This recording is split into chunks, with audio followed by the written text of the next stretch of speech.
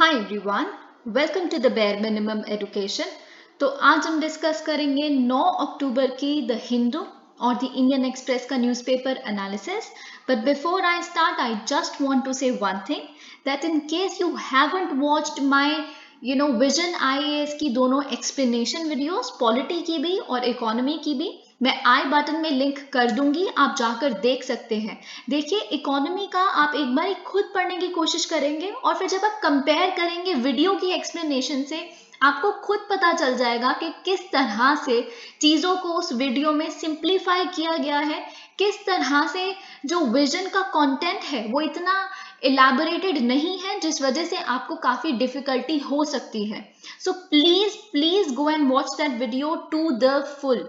Okay, so let's get started. और अगर आज की वीडियो आपको अच्छी लगे, so please like the video and subscribe to my channel if you haven't done that. Okay, तो blast damages Russia's arterial link to Crimea, a very important event जो Ukrainian battlefield में चल रहा है, उसका पूरा सिनेरियो कैसे इवॉल्व हो रहा है, कैसे न्यूक्स का यूज हो सकता है, यानी कि न्यूक्लियर वेपन्स का, कैसे who is winning who is losing, is it too premature to lead on to that, क्या चीजें चल रही हैं, बहुत इंपॉर्टेंट है हमें क्लोजली मॉनिटर करना। ओके, तो अभी क्या हुआ है, एक बहुत ही पावरफुल एक्सप्लोजन हुआ है जिसने बहुत सीवियरली, बहुत सीरियसली डैमेज कर दिया है रशिया का जो रोड और रेल लिंक है, बेसिकली जो ब्रिज है जो जिससे वो क्राइमिया से कनेक्ट करता है रशिया। क्राइमिया आपको पता है 2014 में एनेक्स कर लिया था रशिया ने क्राइमिया। देखिए, हम जैसे अभी देख रहे हैं कि 4 और टेरिटरीज, जिसमें डोनेट्स्क, लुहांस्क, ज़ैपोरिज़्ज़िया और एक और टेरिटरी जो है, जो रशिया ने अभी एनेक्स कर ली है, उन चारों टेरिटरीज के साथ अगर हम क्राइमिया की टेरिटरी भी मिला लें तो टोटल 20% यूक्रेन की जो जगह है वो रशिया एनेक्स कर चुका है। और क्राइमिया को तो 2014 में ही कर लिया था, और फिर उसके बाद काफी सैंक्शंस उस समय पे भी लगे थे मॉस्को पे। सो काइंड ऑफ रशिया ने बहुत पहले ही खुद को सैंक्शंस के लिए प्रिपेयर कर लिया था। जैसे स्विफ्ट का ऑल्टरनेटिव उन्होंने ऑलरेडी निकाल लिया था, एक अपना चैनल क्रिएट कर लिया था, ताकि जो इंटर कंट्री ट्रांजैक्शंस होती हैं उसमें कुछ डिफिकल्टी ना आ सके, ये सब वगैरह। तो अब बेसिकली जो क्राइमिया से रशिया का जो लिंक है, जो ब्रिज लिंक करता है, उसमें इतना सीवियर असॉल्ट, इतना सीवियर एक्सप्लोजन हुआ है, जैसे कि आप फोटोज देख सकते हैं, कैसे आप फ्लेम्स देख रहे हैं इतनी ज्यादा। और राइट, तो बेसिकली क्या हुआ है, देखिए, इतना बड़ा डैमेज नहीं हुआ कि ट्रैफिक रिज्यूम ना कर सके। ट्रैफिक अपने आप रिज्यूम कर गया, शाम तक थोड़े थोड़े कार्स हमने चलती हुई देख ली। पर बात यह है, जो प्रेस्टीज, जो पुतिन की प्रेस्टीज का सिंबल था ये ब्रिज, जब ये इस ब्रिज को लॉन्च किया गया था, इतनी बड़ी पार्टी रखी गई थी, इतना बड़ा सेलिब्रेशन हुआ था जिसमें पुतिन पुतिन के इतने सारे स्लोगन्स गाए गए थे। तो इस ब्रिज को बेसिकली इस तरह से डैमेज करना is a hit at Putin's prestige. Okay, तो ये चीज, so it is important in that way. और ये काफी इंपॉर्टेंट सप्लाई रूट है। देखिए, रशियन फोर्सेस जो अभी बेसिकली क्या कर रही हैं, जो बाकी टेरिटरीज में यूक्रेन की लड़ रही हैं, तो उसको कोई भी चीज सप्लाई करनी होती है, जितनी भी, वो इस ब्रिज के थ्रू जाती है। स्पेशली जो सदर्न और ईस्टर्न रीजन है यूक्रेन का, वहां पे जब भी रशिया के फोर्सेस को कुछ सप्लाई करना है, it's very important that way. तो एक सिंबल है बेसिकली, जिसको आपने थोड़ा सा डैमेज करके ये दिखाया कि this is just the start. आप देख सकते हैं, किसी ने क्लेम तो नहीं किया, ये ब्लास्ट जो हुआ है ब्रिज पे बेसिकली कहाँ है, अगर हम देख लें, कर्च स्ट्रेट पे है ये जो ब्रिज है। I will show you through a map. देखिए, ये है कर्च स्ट्रेट। तो इस, आप देख सकते हैं, ये है क्राइमिया और ये है रशिया, ठीक है। तो ये जो कर्च स्ट्रेट आप बीच में देख रहे हैं, ये यहाँ पे ब्रिज बना हुआ है ताकि रशिया और क्राइमिया को कनेक्ट किया जा सके। So what is कर्च straight? It is a strait in the eastern Europe जो कनेक्ट करता है ब्लैक सी को सी ऑफ एजोव के साथ, ठीक है। ये बेसिकली अगर आप देख रहे हैं, ये क्या है, कर्च पेनिनसुला है क्राइमिया का, ये लेफ्ट पे, और राइट, जो ऑक्यूपाई किया गया है रशिया द्वारा। और ये पेनिनसुला जो है, जो रशिया का बेसिकली यहाँ पे है, इट इज तमान पेनिनसुला। सो तमान peninsula and this कर्च peninsula is connected through this bridge, जहां पे हमने बेसिकली इस तरह का एक्सप्लोजन अभी देखा है। So it's important that way.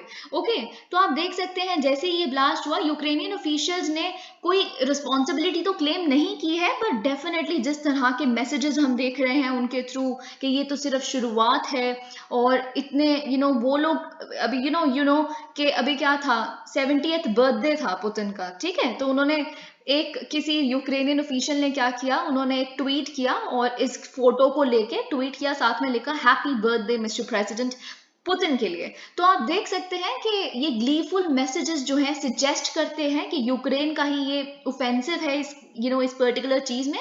तो ये चीज ऑलराइट। तो अगर हम देखें कि कैजुअलिटी कोई हुई है कि नहीं, तो रशियन ऑफिशियल्स ने बोला है जी हाँ 3 लोगों की जान गई है, क्योंकि ये एक कार में जब ये ब्लास्ट हो रहा होगा तो इस कार से यहाँ से ट्रैवल कर रहे होंगे और कार बेसिकली फ्लेम्स आई कैसे, ये इतना सारा आग लगी कैसे यहाँ पे, क्योंकि एक ट्रक था और ट्रक एक्चुअली ब्लू अप। तो मतलब ट्रक के अंदर ये सब कुछ ये सब कुछ एक्सप्लोजिव वगैरह थे। ऑलराइट, तो आप देख सकते हैं। Okay, now this news is also very important. Neither faction can use सेना name symbol EC।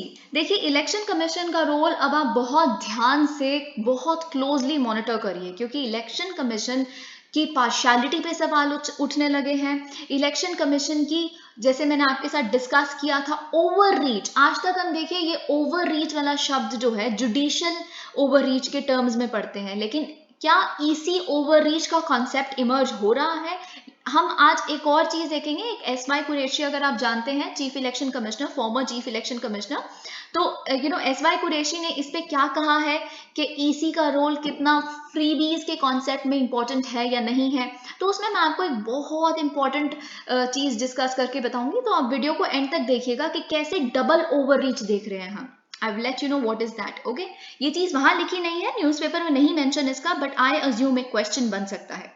Neither faction can use सेना नेम। देखिए अब फाइनली क्या हुआ है, इलेक्शन कमीशन ने सैटरडे को डिसाइड किया है। आपको पता है शिवसेना के 2 फैक्शंस हैं, एक है उद्धव ठाकरे का, एक है एकनाथ शिंदे का, ठीक है। तो EC ने कहा है कि आप दोनों को ही अलाउ नहीं कर रहे हम कि आप अपना पार्टी का नेम यानी कि शिवसेना यूज कर सकते हैं, ना ही जो सिंबल है, सिंबल किसका होगा, उनका होगा या हमारा होगा, इसमें भी अब कोई लड़ाई नहीं है, तो कोई और ही सिंबल आपको यूज करना पड़ेगा। ये क्यों हो रहा है, बेसिकली ये एक इंटरिम ऑर्डर है, इंटरिम यानी कि टेम्परेरी ऑर्डर है। क्यों टेम्परेरीली बोला गया है ये बात, क्योंकि जो फाइनल ऑर्डर तो अभी सलाह मशवरा और होगा, इस पे फाइनल डिसीजन आएगा इलेक्शन कमीशन द्वारा। ये इंटरिम ऑर्डर इसलिए है क्योंकि बाय इलेक्शन आ रहा है अंधेरी ईस्ट का, ऑलराइट, नवंबर 3 को। तो जब तक एक फाइनल ऑर्डर नहीं आ जाता डिस्प्यूट पे, तब तक ऑलरेडी मतलब कुछ तो इलेक्शन कमीशन को फाइनल ना आने से पहले कुछ तो ऑर्डर देना है ना कि क्या यूज करें इलेक्शन में हम लोग। ये जो बाई इलेक्शन आने वाला है, एक सीट खाली हुई है, उस पर अगर इलेक्शन लड़ा जाएगा तो दोनों पार्टीज लड़ेंगी, तो क्या इलेक्शन सिंबल कौन यूज करेगा। तो इसीलिए उन्होंने इस इंटरिम ऑर्डर में ये कहा है कि आपको बेसिकली डिफरेंट नाम चूज करने पड़ेंगे, जो आप फटाफट से बता दीजिए। मंडे के 1 PM तक आप बता दीजिए कि क्या नाम और क्या सिंबल आपने चूज करने हैं। फ्री सिंबल्स हमारे पास बहुत सारे हैं, जो बचे कुछ सिंबल्स होते हैं, आपको पता है जो रिकॉग्नाइज पार्टीज होती हैं उन्हें तो सिंबल्स मिल जाते हैं, जो रिकॉग्नाइज पार्टीज नहीं होती, फिर जो बचे हुए फ्री सिंबल्स होते हैं इलेक्शन कमीशन के पास, आपको उसमें से चूज करना होता है। तो आप उसमें से कोई चूज कर लीजिए, सबमिट कर दीजिए अपनी इंफॉर्मेशन इलेक्शन कमीशन को। ओके, अब जो रियल शिवसेना क्या है ये तो हम देखेंगे आने वाले टाइम में। अब देखिए हम बहुत बार पढ़ते हैं टेक्नोलॉजी कैसे अगर एक क्वेश्चन बन सकता है, हम यूजुअली देखते हैं technology in agriculture, technology in marginalised communities, तो हम टेक्नोलॉजी कैसे वीकर सेक्शंस को एम्पावर कर रहा है, एक बहुत इंपॉर्टेंट क्वेश्चन है। और इसका अगर आंसर कुछ भी आप सोचे तो बहुत ही ऑल एनकम्पासिंग होना चाहिए, मतलब you should actually touch upon each and every aspect. बहुत सारे एग्जाम्पल्स दिए जा सकते हैं कैसी चीजें इवॉल्व हो रही हैं हर एक क्षेत्र में, हर एक फील्ड में।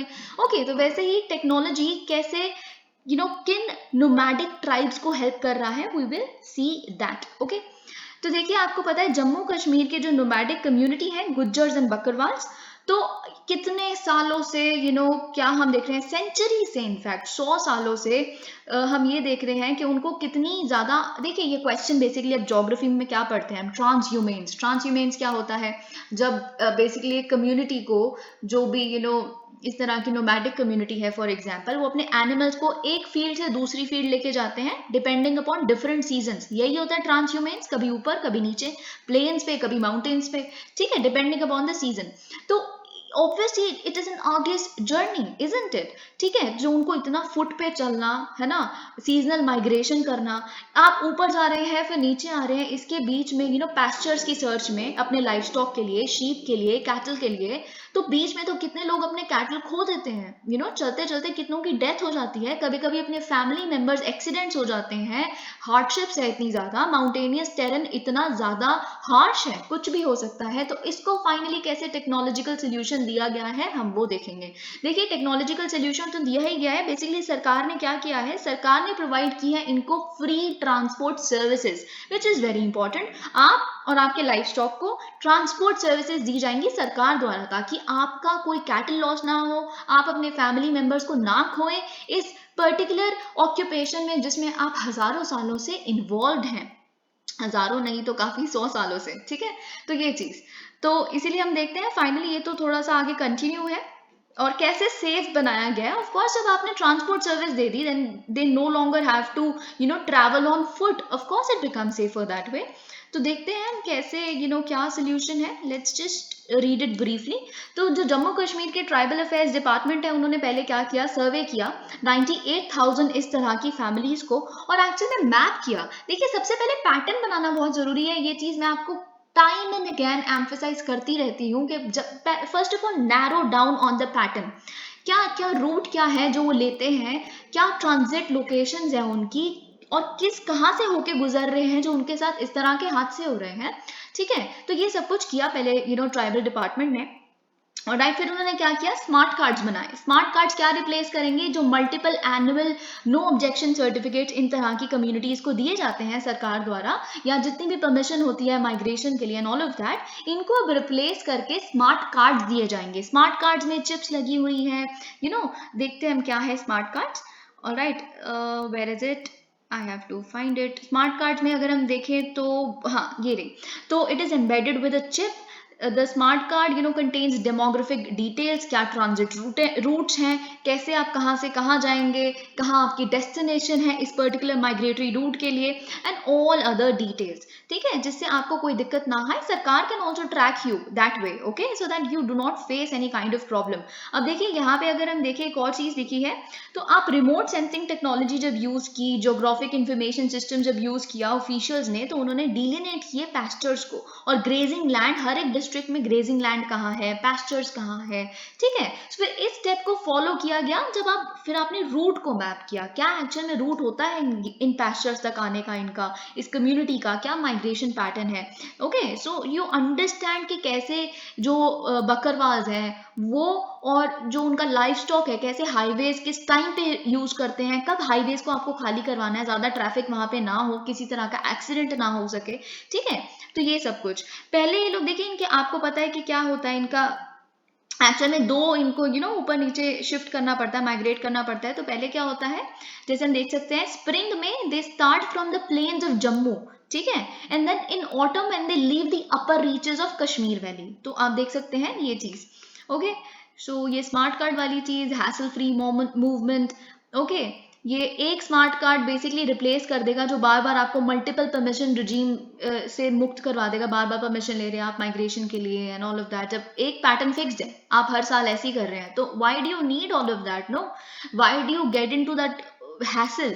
ओके, तो ये चीज है। यूनिफाइड सेंट्रल डेटाबेस भी होगा, जब इतना ऑफिशियल्स ने आपके सर्वे किया है, अब तो डेटा आ गया, पूरा माइग्रेशन रूट क्या है, ठीक है, कौन कौन से हाईवे यूज होते हैं एंड ऑल ऑफ दैट। ठीक है, ये सब कुछ आप देख सकते हैं, so that the biannual vertical migration is made as easy as possible.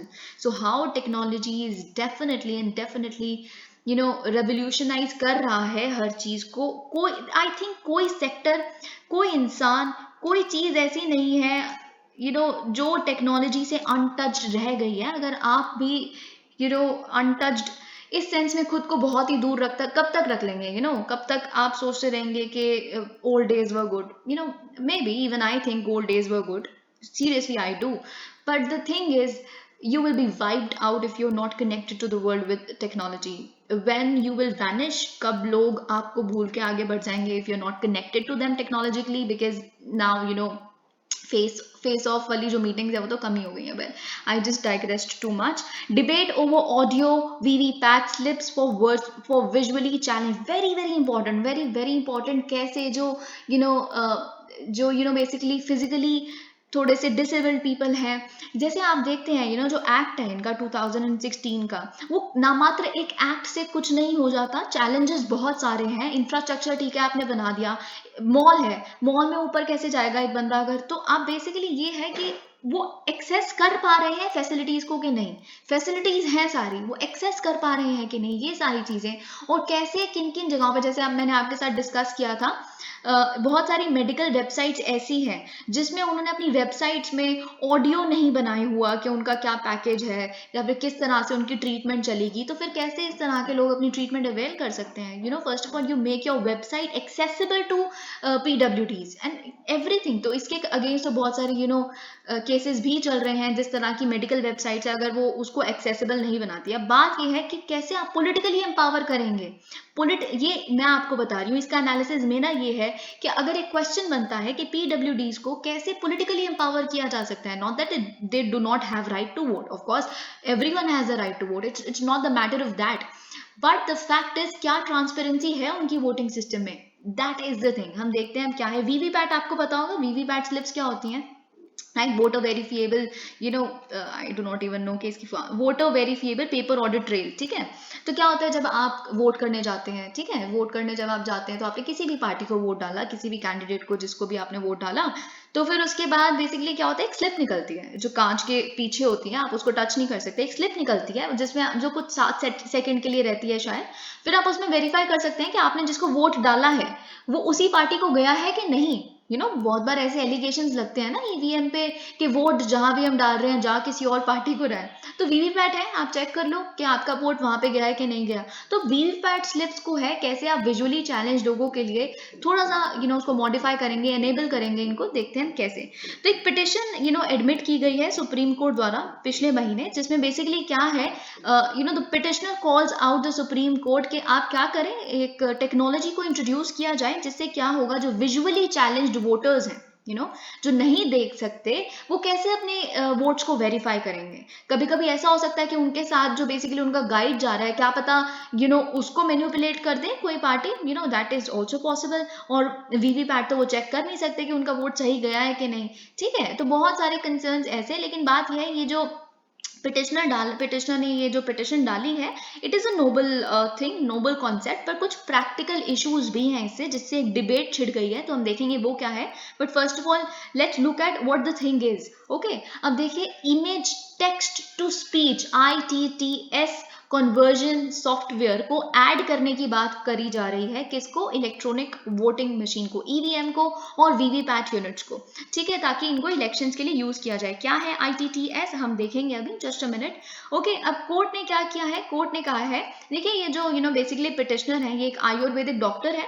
Okay, तो उन्होंने जो पिटिशन फाइल करने से पहले ही बेसिकली क्या किया था, he had actually written to 2 organisations, one is election commission, 2 is law ministry. लेकिन उन्होंने कुछ खास रिप्लाई किया नहीं. फिर उन्होंने जब RTI के थ्रू देखा कि क्या बेसिकली क्यों नहीं उनकी बात पे अभी तक कोई रिप्रेजेंटेशन हुआ, तो इलेक्शन कमीशन ने कहा कि your matter is still under consideration. So he was not very happy about that. तो फिर उन्होंने बेसिकली कोर्ट में अपना केस डाला, सुप्रीम कोर्ट में, और उन्होंने बोला कि आप इनको डायरेक्ट करिए दोनों ऑर्गेनाइजेशंस की कि मुझे रिप्लाई करें और इस चीज को इंट्रोड्यूस करें, क्योंकि इट्स नॉट गुड जो जिस तरह से उनको पॉलिटिकली एम्पावर नहीं किया जा रहा है, ऑल ऑफ दैट. ठीक है, तो बेसिकली अक्टूबर 21 तक सुप्रीम कोर्ट ने रिप्लाई मांगा है. तो देखिए पिटिशन चाहती क्या है, पिटिशन डायरेक्शन चाहती है, ये मैंने आपको बता दिया कि ITTS को अटैच किया जाए इस सॉफ्टवेयर को, किससे, EVM से, ताकि बेसिकली क्या हो, जो वोटर्स जिनको साइट डिसेबिलिटी है वो अपने एक्सरसाइज कर सके राइट टू वोट को in an autonomous and independent manner. ठीक है, ये चीज है. ठीक है, अब लेकिन बात ये है, ऑटोनोमस और इंडिपेंडेंट मैनर कैसे होगा. क्या है ऑटोनोमस का मतलब यहाँ पे, कि किसी के निर्भर रहने के अलावा, मतलब आप किसी को साथ लेके जा रहे हो या कुछ भी, उस पर आपको निर्भर रहना ही ना पड़े. आप बिल्कुल अपना राइट टू वोट एक्सरसाइज करिए बिना किसी के ऊपर डिपेंडेंट होकर, ऑटोनोमस मैनर में. ठीक है, ताकि आप वेरीफाई भी कर सके कि आपने जिसको वोट कास्ट किया है उनको गया है कि नहीं. तो कैसे होगा वो, बेसिकली देखिए यहाँ पे लिखा है Okay, this could be done by having a camera that senses the motion of the paper trail. जैसे ही पेपर ट्रेल निकला मशीन में से, जैसे प्रिंटर से निकलता है ना, वैसे ही वीवीपैट स्लिप निकलती है, ठीक है, जैसे ही फिर वो मोशन को ट्रैक कर लेगा एक कैमरा, फिर कैमरा एक्टिवेट कर देगा ऑप्टिकल कैरेक्टर रिकग्निशन को, OCR को, जो क्या करता है बेसिकली, OCR क्या कर सकता है, वो इमेज को कन्वर्ट कर देता है टेक्स्ट में, into a machine coded text, ठीक है, फिर ये जो टेक्स्ट होगा, टेक्स्ट को कन्वर्ट कर दिया जाएगा स्पीच में।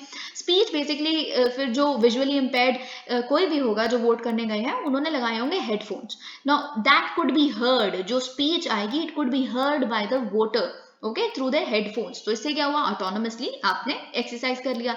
लेकिन अब देखिए जो डिबेट छिड़ी है वो बेसिकली जनरल सेक्रेटरी जो है national federation of the blind, उन्होंने कहा है कि देखिए the idea is no doubt noble, okay, but there are some practical concerns. सबसे बड़ी बात तो ये है कि पता नहीं कि क्या जो text to speech conversion software होगा वो सही होगा कि नहीं, उसका प्रैक्टिकल एक तो इशू ये हो गया। दूसरा ये है कि आप देख सकते हैं इन्होंने कहा है ठीक है अगर कोई इंट्रोडक्शन होता भी है इस तरह की टेक्नोलॉजी का, पर इसका मतलब ये नहीं होना चाहिए कि हम अपने साथ जो एस्कॉर्ट्स लेके जाते हैं, जो अभी तक हम अपने कर रहे हैं, we have the right to carry our escorts along with us while we vote, तो इनको आप कहीं डिसबैंड कर दें, क्योंकि बहुत जरूरी है। वोट डालते हुए भी तो दिक्कत हो सकती है ना, वोट सही से डाल रहे हैं कि नहीं उसमें भी तो दिक्कत हो सकती है, ठीक है, ये चीज। वैसे तो उसमें ब्रेल का कॉन्सेप्ट हो सकता है, but let's see how this situation involves. October 21 आने ही वाली है, हम डिस्कस करेंगे। IAF all set to create a new weapon systems branch, says air chief. Okay, a very good step. Basically आज़ादी के बाद पहला ऐसा स्टेप है जिसमें क्या हुआ है, don't worry I will simplify it a little bit for you. Okay, तो गवर्नमेंट ने क्या अप्रूव कर दिया है, creation of a weapons system branch for officers in the Indian air force. जो क्या होगा, जितने भी वेपन सिस्टम्स ऑपरेटर्स हैं इंडियन एयरफोर्स के, उसको एक अम्ब्रेला के अंदर, एक रूफ के अंदर ला दिया जाएगा इस ब्रांच के तहत, ठीक है। ये पहली बार भारत की आजादी के बाद इस तरह का कोई ऑपरेशनल ब्रांच बनाया जा रहा है। ओके, अब ये जो नई ब्रांच बन रही है basically it would entail unification of all weapon system operators under one entity dedicated to the operational employment of all ground based and specialist airborne weapon systems. Okay, देखिए मैं थोड़ा सा आपको बता देती हूँ कि इसमें क्या होगा अगर आपको समझ नहीं आ रहा। देखिए, एक होते हैं वेपन्स, एक होते हैं ऑफिशियल्स, मतलब जो बेसिकली सेनानी होते हैं या जो भी, ठीक है, फाइटर्स। एक होते हैं ऑपरेटर्स, वेपन को जो ऑपरेट करते हैं, ठीक है। वेपन के जो ऑपरेटर्स हैं उनको बेसिकली एक ब्रांच के अंदर ला दिया गया है, जो वेपन सिस्टम्स ऑपरेटर्स के ब्रांच में आ जाएंगे, ठीक है। अब इसमें इस ब्रांच में भी, वेपन सिस्टम्स ब्रांच में भी 4 सब स्ट्रीम्स हैं, ठीक है। नंबर 1 है फ्लाइंग सब स्ट्रीम। फ्लाइंग सब स्ट्रीम में क्या है, जितने भी एयर ऑफिसर्स इस कैटेगरी में आएंगे वो कौन होंगे, वो वेपन सिस्टम्स ऑपरेटर होंगे जो twin engine multi seat aircraft जैसे फाइटर जेट्स वगैरह को फ्लाई करना जानते हो, ठीक है। ये वेपन सिस्टम ऑपरेटर हैं, उनका काम बस इतना है कि वो ऑपरेट करना जानते हैं एक वेपन को, जो मल्टीपल सीट होती है, मल्टी सीट एयरक्राफ्ट होता है, उसमें साथ में बैठ के उड़ा सकते हैं। तो फाइनली देखिए इससे क्या होगा, ये फ्लाइंग वाले सब स्ट्रीम से जो IAF है उसको जो इतना एक्सपेंडिचर करना पड़ता है अपना ट्रेन करने के लिए, फ्लाइंग ट्रेनिंग देनी पड़ती है जो अपने एयरफोर्स जो पर्सोनल है उनको, वो नहीं देनी पड़ेगी, क्योंकि आप ऑपरेटर्स को यूज कर सकते हैं। फिर सेकंड सब स्ट्रीम है रिमोट। अब रिमोट से आपको समझ ही आ गया होगा, जो पर्सनल है वो क्या करेंगे, जो ऑपरेट कर सकते हैं ड्रोन्स को। फॉर एग्जांपल, मतलब आप थोड़े ना ड्रोन में बैठते हो कोई, वो तो आप रिमोट कंट्रोल से उसको ऑपरेट करते हो। तो अगर जिसको ये आता है, इन तरह के जो ऑफिसर्स होंगे वो इस सेक्टर में सब स्ट्रीम में इन्वॉल्व होंगे। फिर होगा इंटेलिजेंस में क्या होगा, फॉर एग्जाम्पल एनालिस्ट जितने भी होते हैं, एनालिस्ट क्या करेंगे, जो इमेजरी आती है सैटेलाइट वगैरह के थ्रू या जैसे भी, वो सर्वेलेंस जो है उसको एनालाइज करते हैं, इंटेलिजेंस पैटर्न्स बनाते हैं, ताकि आप बेसिकली फीड दे सकें, इनपुट दे सकें एयरफोर्स को, ठीक है। Number 4th and last one is surface substream. इसमें कौन से होंगे, बेसिकली कमांडर्स होंगे, ऑपरेटर्स होंगे, जो कमांड किसको करते हैं या ऑपरेट किसको करते हैं, surface to air, surface to surface weapons वगैरह को, ठीक है। तो आई होप आपको समझ आ गया होगा। और अब हम देखते हैं कि यहाँ पे क्या लिखा है। We are very confident of navigating OPEC plus supply cuts, says Hardeep Singh Puri. Okay, देखिए फाइनली आपको पता है कि OPEC प्लस ने क्या डिसीजन लिया है कि वो अपना सप्लाई कट करने वाले हैं, जिससे क्या होगा, डेफिनेटली प्राइस राइज होगा। अब हरदीप सिंह पुरी जी ने वॉशिंगटन DC में ये कहा एक प्रेस कॉन्फ्रेंस में ये कहा है कि हम बिल्कुल कॉन्फिडेंट हैं कि हम नेविगेट कर लेंगे एक प्लान्ड आउटपुट को। देखिए क्या है, इन्होंने बोला है कि हम पूरा कॉन्फिडेंटली ये चीज़ कह सकते हैं कि कुछ भी होगा हम उससे we will sail our ship through it, हम उससे निकल जाएंगे और हमें कोई ज़्यादा फर्क नहीं पड़ेगा। हमने पहले भी ये चीज़ देखी है और संभाला है अपने यहाँ पे ऑयल राइस के उसको बिल्कुल मिटिगेट करने की कोशिश किया, आज भी कर लेंगे and we are confident about that. हम जहाँ से भी, ये चीज़ यहाँ तो नहीं लिखी, वो इंडियन एक्सप्रेस की आर्टिकल में लिखी है, इन्होंने बोला है कि हमें जहाँ से भी सस्ता तेल मिलेगा हम लेंगे। तो रशिया से भी ले सकते हैं अगर वो डिस्काउंट कल को हमें देता है तो, राइट। तो ये चीज़ तो जैसे कि अगर याद होगा आपको, हरदीप सिंह पुरी जी से जब पूछा गया कि सर आपकी कोई मॉरल रिस्पॉन्सिबिलिटी नहीं है कि आप यूक्रेन का खून जिस तेल पे लगा हुआ है, जितने लोग मर रहे हैं, आप उस रशिया से तेल मांग रहे हैं, ले रहे हैं इतने चीप रेट पे। तो हरदीप सिंह पुरी जी का एक उस पर रिस्पॉन्स था कि देखिए जी, मेरी सिर्फ और सिर्फ ना एक रिस्पॉन्सिबिलिटी है, वो भी मॉरल ही है, कि मैं अपने जनता को सस्ते से सस्ता तेल दिलवा सकूं, उनको किसी तरह का प्राइस राइज, इन्फ्लेशन, महंगाई से बचा सकूं। तो बस इतनी सी बात है, इन्होंने यही बोला है। ओपेक प्लस को आप जानते हैं क्या है, ये एक ग्रुप है which is led by Saudi Arabia and also involves Russia. If you remove plus then Russia is not there. Okay, अब ये थोड़ा सा प्रोडक्शन कट कर देंगे, कितना करेंगे, by 2 million barrels per day. Okay, so this you must know. Alright, CJI Lalit sets a frenetic pace in Supreme Court। आपको पता है कि जो chief justice of India U Lalit है, इनके सिर्फ 74 डे का टेन्योर है, ठीक है, is set to retire very soon.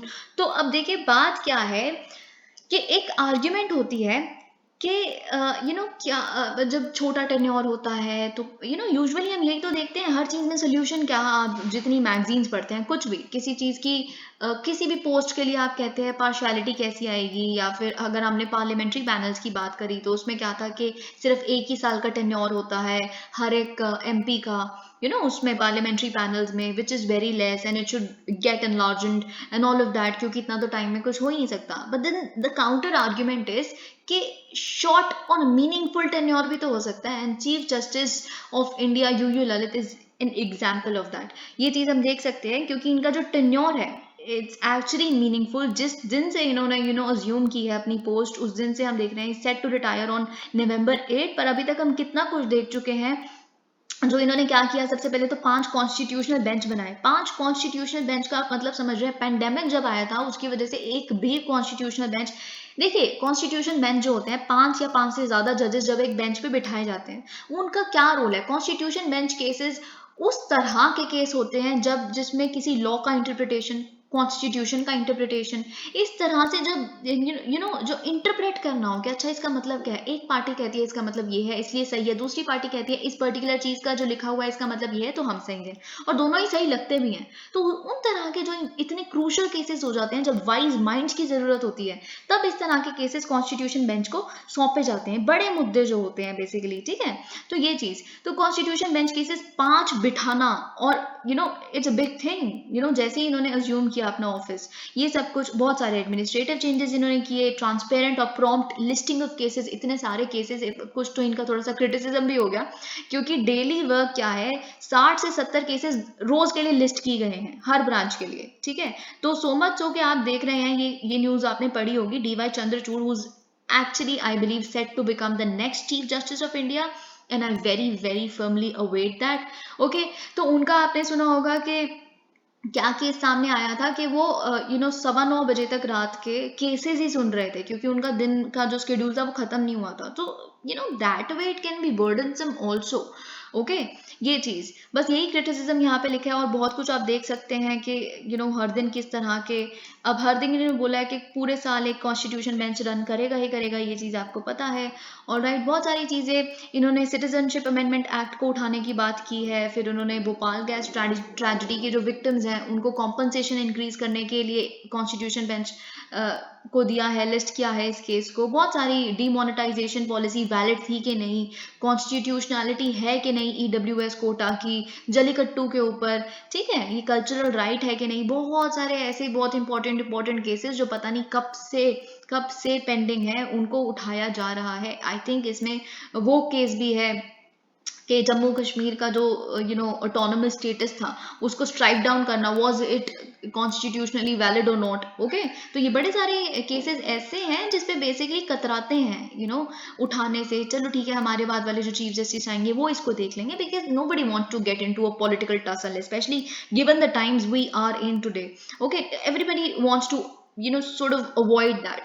तो पर ऐसा नहीं इन्होंने किया, which actually depicts that he wants to have a short but meaningful tenure of his।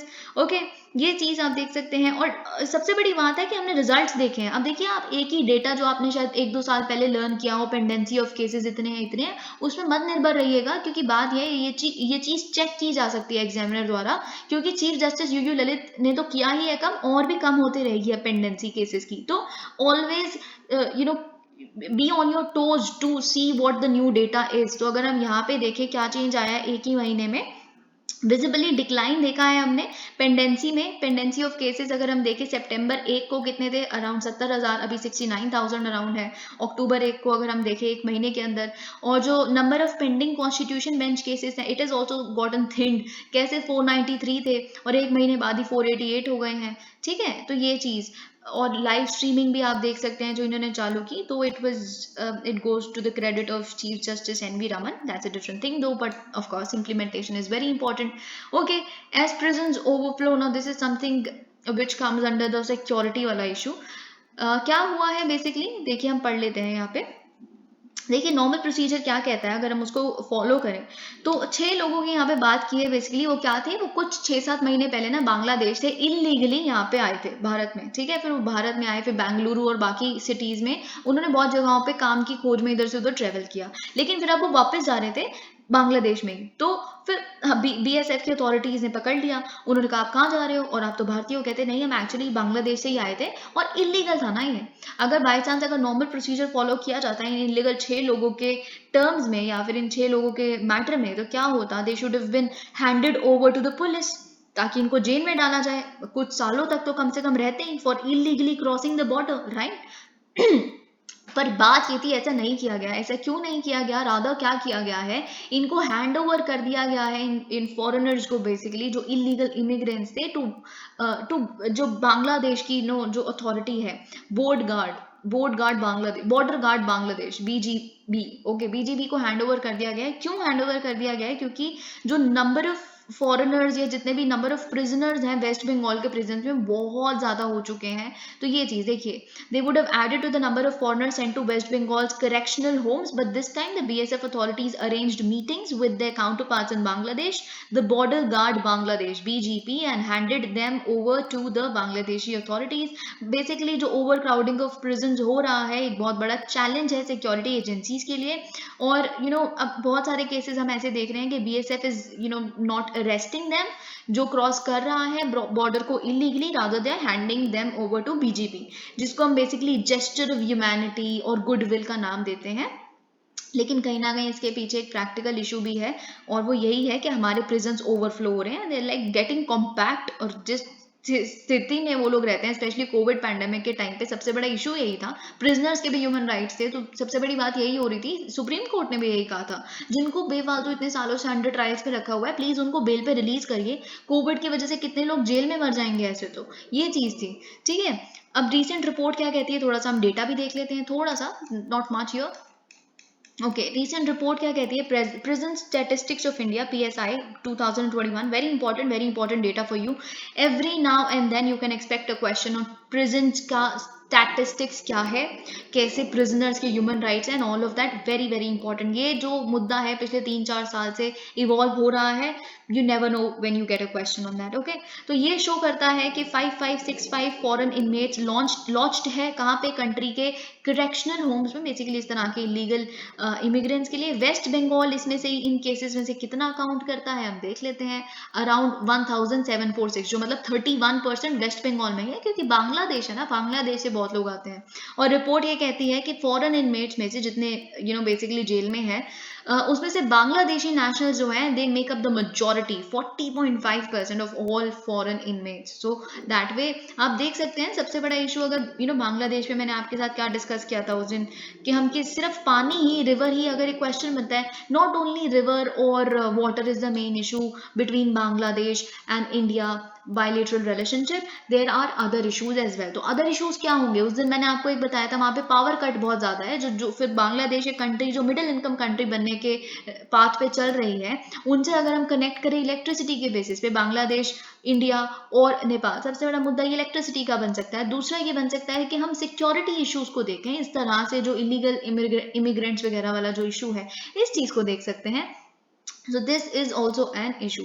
German call for UN role in JNK is injustice to terror victims India. Now this is something very crucial. I mean, I definitely was not expecting anything of this sort कि JNK पे इस तरह से, क्योंकि mostly people refrain, मतलब जो countries हैं दे do not get into this JNK issue, जो इंडिया और पाकिस्तान के बीच में जो इतना बड़ा कंटेंशियस इशू है, पर ऐसा खुल के सपोर्ट करना, I think West is sort of changing its stand on India's issues. देखते हैं कैसे. ठीक है, गवर्नमेंट ने बेसिकली ऑब्जेक्शन जताई है किसको? जो जर्मन फॉरेन मिनिस्टर हैं एनालेना, और उन्होंने बेसिकली क्या कॉल किया है कि हम क्या चाहते हैं, हम किस चीज़ को सपोर्ट करते हैं, कि क्या स्टैंड है हमारा बेसिकली जम्मू कश्मीर के इशू पे, जर्मनी का क्या स्टैंड है. हम चाहते हैं कि यूनाइटेड नेशंस को एंगेज किया जाए. क्यों? सॉल्व करने के लिए कश्मीर के डिस्प्यूट को. ठीक है, जब उनसे एक क्वेश्चन पूछा गया एक जॉइंट प्रेस कॉन्फ्रेंस में, जहाँ पे पाकिस्तान फॉरेन मिनिस्टर बिलावल भुट्टो भी थे साथ में. ठीक है, तो एक्सटर्नल अफेयर्स मिनिस्ट्री, हमारी एक्सटर्नल अफेयर्स मिनिस्ट्री ने बोला है कि इस तरह के कमेंट्स जो हैं, it is a grave injustice to victims of terrorism. हम देखते हैं कैसे. ठीक है, जो इन्होंने रिमार्क्स दिए बेसिकली एनालेना ने, उन्होंने बोला कि जर्मनी सपोर्ट करती है यूनाइटेड नेशंस के रोल को in resolving the Kashmir dispute, और प्रेज करते हैं हम जो लाइन ऑफ कंट्रोल पे सीज फायर एग्रीमेंट साइन की गई थी फरवरी 2021 में. आपको पता है Qamar Javed Bajwa has a great role in that, क्योंकि पाकिस्तान साइड से उन्होंने ये किया था और हमारे यहाँ से अजीत डोभाल जी ने. ठीक है, और उन्होंने बोला ठीक है हम उसको प्रेज करते हैं, लेकिन हम चाहते हैं पॉलिटिकल डायलॉग हो इंडिया और पाकिस्तान के बीच में, ताकि इशू को जितना जल्दी हो सके उतना जल्दी रिजॉल्व किया जाए. अब देखिए इसके रिस्पॉन्स में हमने बहुत शार्पली रिएक्ट किया है. कैसे? क्योंकि हमने क्या कहा है, हम देख लेते हैं. हमारे जो एक्सटर्नल अफेयर्स मिनिस्ट्री के स्पोक्स पर्सन है अरिंदम बागची, उन्होंने क्या कहा है सैटरडे को. देखिए, अगर कोई रोल निभाना चाहती है कंट्री, या कोई समझती है कि उनकी कि जर्मनी ने क्या कहा, ये हमारी रिस्पॉन्सिबिलिटी है कि हम जम्मू कश्मीर के इशू पे कुछ जल्दी से जल्दी इंश्योर कर सके. तो फिर हमने क्या कहा है, अगर कोई कंट्री समझती है, कोई इस बात को लेके कॉन्शियस है, सीरियस है, जम्मू कश्मीर के इशू लेके सच में ही बड़ा सीरियस है, और समझता है कि उनकी कोई रोल है, कोई रिस्पॉन्सिबिलिटी है इसके रेजोल्यूशन में, तो उस ग्लोबल कम्युनिटी की किसी भी ऐसी कंट्री को क्या कॉल आउट करना चाहिए, बेसिकली इंटरनेशनल और क्रॉस बॉर्डर टेररिज्म पे स्टॉप लगाने का, ना कि इस तरह के कि यूनाइटेड नेशंस को. बेसिकली हम ये कह रहे हैं कि आपको ये नहीं दिख रहा कि इंडियन यूनियन टेरिटरी जो है जम्मू कश्मीर की, वो कितने बेसिकली डेकेड से ये टेररिस्ट कैंपेन जो पाकिस्तान हमारे खिलाफ चला रहा है, जो आज भी चल रहा है, उसमें कितने लोगों की जान जा रही है, ये चीज. और यही आप देख सकते हैं मुंबई 26/11 टेरर अटैक्स, ये सब कुछ नहीं दिखते क्या ग्लोबल कम्युनिटी को? Is nobody conscious about that. ठीक है, ये चीज हमने बोली है. राइट, अब इन्होंने बोला है अरिंदम बागची ने, when states do not recognise such dangers either because of self interest, क्या पता जर्मनी का कुछ सेल्फ इंटरेस्ट हो इस चीज को ना रिकॉग्नाइज करने में, या तो आप इनडिफरेंट, आपको फर्क ही नहीं पड़ता कि यहाँ पे इतने लोगों की जान गई है पिछले इतने 10-20 सालों से, स्पेशली 1980 से स्टार्ट हुआ था ना ये, 1990 से, ओके 1990 से मिलिटेंसी स्टार्ट हुई है. ठीक है, तो तब से लेके अभी तक कितने 30 साल हो गए अराउंड. आपको ये नहीं दिख रहा कि वहां पे क्या हो रहा है, यू इनडिफरेंट टू दैट, और वैसे आप कह रहे हैं कि हम कॉन्शियस हैं एंड ऑल ऑफ दैट. ठीक है, तो this is injustice to the victims of terrorism, जो ऑलमोस्ट हर दिन अपनी जान गंवा रहे हैं. बहुत सारे वहां पे पुलिस ऑफिशियल्स भी हैं जो हर दिन अपनी जान गंवाते हैं. ठीक है, ये चीज. ऑलराइट, अब हमने क्या बोला है, देखिए जो मिस्टर भुट्टो यानी कि वहाँ के जो फॉरेन मिनिस्टर है, उन्होंने अग्री किया एनालेना के यूएन के रोल पे. पाकिस्तान तो चाहता है कि यूनाइटेड नेशंस का रोल हो जाए इसमें, तो उन्होंने बोला साथ में कि जो साउथ एशिया का पीस है वो तब तक पॉसिबल नहीं है. मतलब ये भुट्टो की स्टेटमेंट मैं आपको बता रही हूँ. साउथ एशिया का पीस तब तक पॉसिबल नहीं है जब तक कि पीसफुल रेजोल्यूशन ना हो जाए जम्मू कश्मीर के डिस्प्यूट का, which is true, I understand that, क्योंकि सार्क भी है. सार्क भी क्यों एकदम पैरालाइज्ड है, क्यों यहाँ पे कनेक्टिविटी नहीं है, क्योंकि इंडिया पाकिस्तान का ये मुद्दा कभी सॉल्व नहीं होता। ये चीज सच में है, तो डेफिनेटली, पर इन्होंने जो बोला है वो भी गलत है। In accordance with the UN resolutions, in accordance with the international law and even sought to draw, अब इन्होंने पैरेलल कैसे ड्रॉ किया, यूनिलैटरल एक्शन जो यूक्रेन में हो रहे हैं और यूनिलैटरल एक्शन जो कश्मीर में हो रहे हैं। बेसिकली जो अगस्त 2019 में हमने रीऑर्गेनाइजेशन की, और स्ट्राइक डाउन किया धारा 370 को, ठीक है, तो उसको बताया जा रहा है भारत द्वारा एक यूनिलैटरल एक्शन। राइट, अब देख सकते हैं ये इंपॉर्टेंट है, ये तो हमने देख लिया इवेंट। अब देखते हैं क्यों इंपॉर्टेंट है इस बात को पढ़ना, क्योंकि आप देख सकते हैं कि अभी रिसेंटली हमारे जो होम मिनिस्टर है अमित शाह जी बारामूला में गए कश्मीर में। उन्होंने क्या बोला वहां पे जाके कि हम तो डायलॉग करने के लिए तैयार नहीं है। अब ये कह रहे हैं पॉलिटिकल डायलॉग से इंडिया पाकिस्तान का इशू सॉल्व करिए। अब हमने क्या कहा, हम तो डायलॉग के लिए तैयार ही नहीं है, मतलब मिस्टर होम मिनिस्टर ने बेसिकली कि हम डायलॉग के लिए तैयार नहीं है। हम पाकिस्तान से, अगर आपको याद हो मैंने आपको बताया था, उन्होंने क्या कहा था, हम पाकिस्तान से कोई बात नहीं करेंगे। जो गुपकर अलायंस हमें कहती है कि पाकिस्तान के साथ डायलॉग करके इस मुद्दे को सदा के लिए खत्म करिए। तो लेकिन हमने बोला कि हम तो चाहते हैं कि we want to talk to the people of Kashmir, हम सिर्फ उनकी बात सुनेंगे, हम क्यों सुने पाकिस्तान क्या कहता है। ये उनका स्टेटमेंट था, ये चीज। अब ये और क्यों इंपॉर्टेंट है, एवोल्यूशन में एक और चीज जुड़ती है, आपको अच्छे से पता है कि अभी हमने रिसेंटली डिस्कस भी किया था, न्यू दिल्ली ने अपनी ऑब्जेक्शन किस चीज को दिखाई थी, जो यूएसए के एम्बेसडर, जो पाकिस्तान में जो यूएस के एम्बेसडर हैं, जो मुजफ्फराबाद पे उन्होंने विजिट की और उन्होंने कैसे रेफर किया हमारे पाकिस्तान ऑक्यूपाइड कश्मीर वाले रीजन को, जिसको हम अपना मानते हैं राइटफुली, आज़ाद जम्मू कश्मीर AJK।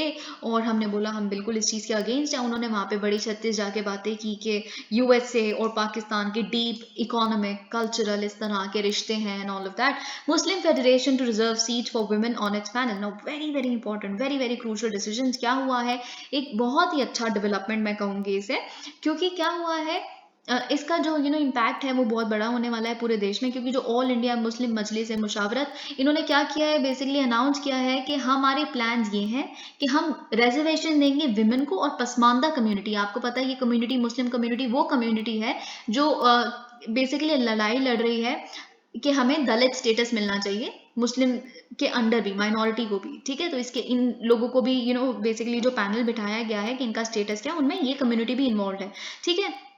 तो 2 सीट्स रिजर्व की जाएंगी विमेन के लिए, 2 सीट्स रिजर्व की जाएंगी पसमानदा के लिए, 2 ईच, ठीक है। ये चीज है। 25 मेंबर बॉडी जो नेशनल एग्जीक्यूटिव होता है AIMM का, AIMM का, ठीक है, इसमें इनको 2 सीट, उनको विमेन को 2 सीट इनको मिलेगी, which is huge, which is actually great. Okay, तो ये चीज और राइट, अब ये सब कुछ हम देख रहे हैं। और एक और प्लान ये कहता है कि they are planning to bring on the board 4 members from southern states, which is actually great, क्योंकि इससे क्या होगा, then you become pan Indian actually in the real sense. Okay, और एक रिप्रेजेंटेटिव आएगा नॉर्थ ईस्ट से, ठीक है। तो इन्होंने बेसिकली ये सब कुछ कहा है। ये एक अम्ब्रेला बॉडी है जिसमें 12 मुस्लिम ऑर्गेनाइजेशंस हैं, जैसे मुस्लिम लीग और Jamaat Islami Hind, Indian national league, ये सब कुछ, ठीक है। तो इनका इम्पैक्ट आप देख सकते हैं, डेफिनेटली काफी बड़ा होगा हमारी पूरे इंडिया के जितनी भी कम्युनिटीज हैं उन पे। ओके, और ये डेफिनेटली आप देख सकते हैं कैसे लाया गया है ये चेंज। ये चेंज के लिए प्रॉपर एक रेफरेंडम हुआ है, डायरेक्ट वोटिंग हुई है वाया पोस्टल बैलेट। तो ऐसे ही नहीं ले लिया गया इस डिसीजन को, ठीक है। और फिर इनका जो कॉन्स्टिट्यूशन है उसमें अमेंडमेंट की गई है इसके तहत, जो रिजल्ट आया रेफरेंडम का।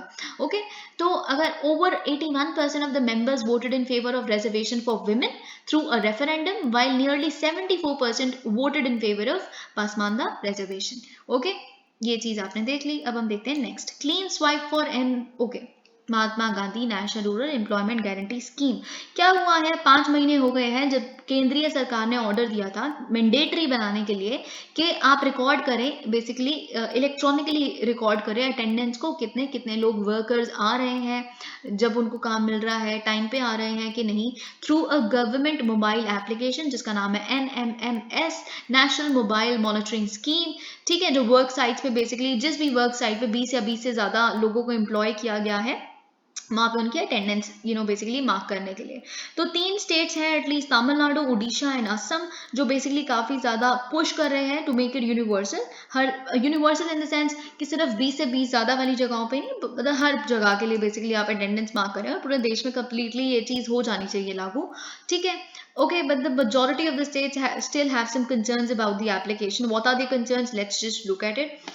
Okay, अगर हम डेटा देखें तो डेटा ये शो करता है कि 8 states have recorded the usage of the app at 90% or more more work sites, ठीक है। असम में आप देख सकते हैं 93.42%, तमिलनाडु तो हमने देख ही लिया, केरला, त्रिपुरा, पुडुचेरी देख सकते हैं 99%। ओके, ये चीज। लेकिन कंप्लेंट्स क्या है? कंप्लेंट्स ये है जिसके लिए ऑब्वियसली सरकार काम कर भी रही है उसको ब्रिज करने के लिए। सबसे बड़ी बात ये है, आप देख सकते हैं कि अटेंडेंस के लिए इंटरनेट कनेक्टिविटी बहुत जरूरी है। आप ऐप कैसे चलाएंगे, ठीक है। तो बेसिकली एक पायलट बेसिस पे कुछ कुछ जगहों पे इसको ठीक करने के लिए, इस शॉर्टकमिंग को क्या किया गया है कि बोला है कि मतलब क्या होगा, बेसिकली आप अपलोड कर दीजिए, चाहे इंटरनेट कनेक्टिविटी है कि नहीं है उससे कोई फर्क नहीं पड़ता, ऑफलाइन मोड में भी अपलोड आप कर सकते हैं। फिर जैसे ही आप किसी जगह पे जाएंगे जहाँ पे नेसेसरी सिग्नल स्ट्रेंथ है, वो अपने आप अपडेट हो जाएगा, ये चीज़। पर अभी भी आप देख सकते हैं बड़ी सारी जगहों पे, स्पेशली आंध्र प्रदेश में अगर आप देखेंगे, it is one of the largest MNREGA workforce. पर फैक्ट ये है कि NMMS ऐप की जो अडॉप्शन है सिर्फ 21.48% है, ठीक है। क्यों है? क्योंकि आंध्र प्रदेश का ये कहना है इतने सारे टेक्निकल ग्लिचेस हैं। ऑलराइट, ये चीज़ अगर टेक्निकल ग्लिचेस होंगी, फॉर एग्जांपल अपडेट नहीं हुआ, कोई आया था वर्कर लेकिन उनकी अटेंडेंस अपडेट नहीं हुई, तो इससे क्या होगा? उनको वेज नहीं मिलेगी, राइट। अटेंडेंस की कितने दिन की वेज होगी तभी तो आप दोगे, तो फिर उनको वेज नहीं मिलेगी। इस चीज़ से कितनी दिक्कत होगी आप सोचो, एक भी दिन का उनका मिस होना वर्क डे का कैसे उनको अफेक्ट कर सकता है। Russia names new general to lead Ukraine offensive after setbacks. All right, now Russia is definitely seeing a lot of setbacks. Russia has to do something about it. Now, what is Russia doing? So, Russia on Saturday appointed a new general to lead the Ukraine offensive. कौन है ये नए general जो अब lead करेंगे Ukraine के इस offensive, जो रशिया का ऑफेंसिव है उसको बेसिकली। ऑलराइट, हम देख लेते हैं। इनका नाम है जनरल सार्गे सुरोविकिन। ओके, ये कमांडर होंगे, commander of the joint grouping of forces in the areas of special military operation. Special military operation है किसको कहते हैं? यूक्रेनियन इन्वेजन को बेसिकली।